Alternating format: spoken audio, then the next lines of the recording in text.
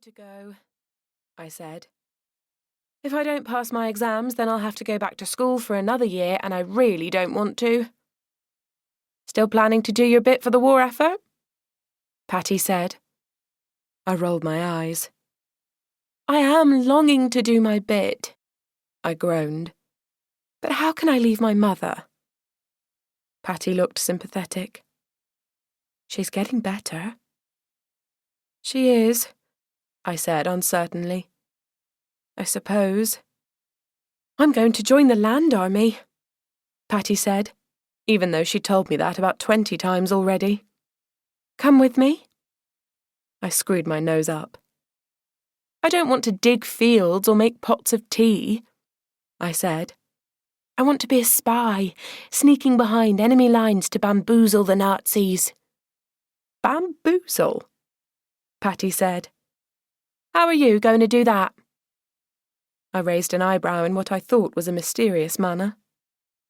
I will confuse them with my excellent French, I said.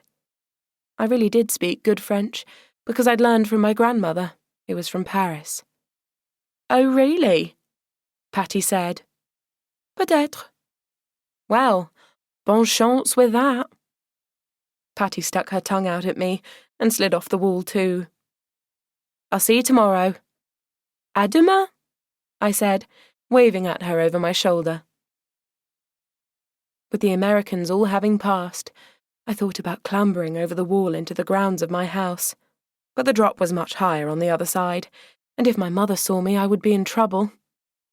In fact, I thought, she frightened me more than the idea of falling.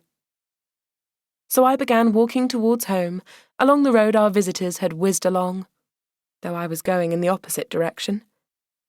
I'd only gone a little way when another convoy came along trundling past me to the junction in the road. There were fewer jeeps this time, just one or two, followed by a couple of trucks. As they passed me, I could see inside, where there were more soldiers, all with darker skin. I stood and watched as they went by and turned left at the junction, instead of right, onto the road that led to RAF Eton. Our house had been allocated to be used as accommodation for some of the American officers. The top brass, we'd been told. And we'd been told the rest of the GIs were going to be staying over at the airbase. But if that was true, then these latest arrivals had gone the wrong way. For a brief moment, I considered chasing after them to tell them they were lost. But then I shrugged, my mind already on my arithmetic homework. They'd work it out soon enough. Chapter 1. Philippa. Present day. The house had a drive. Not a patch of paving stones in front of the house that a normal-sized car didn't quite fit on, like our house in London had. This drive was more like a private road, with gravel that crunched beneath the wheels of our car and made Marco tut because he didn't like anything that could damage the paintwork. The entrance to the house was marked by 2 pillars built from the same honey-coloured stone as all the buildings nearby, and a strange, small, square brick-built sentry post.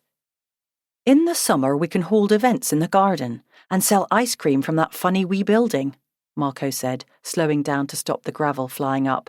It'll be perfect. I looked out of the window at the tangled mess of undergrowth, fallen trees and muddy paths, and tried to look enthusiastic.